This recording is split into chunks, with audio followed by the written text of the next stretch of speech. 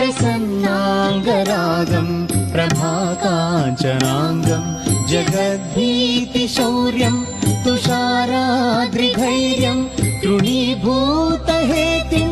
रणोद्यद्विभूतिं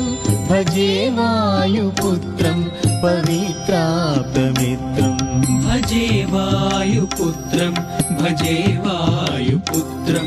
भजे वायुपुत्रं भजे वायुपुत्रम् भजे पावनं भावनानित्यवासं भजे बालभानु प्रभाचारुभासं भजे चन्द्रिकाकुन्दमन्दारहासं भजे सन्ततं रामभूपालदासं भजे वायुपुत्रं भजे वायुपुत्रं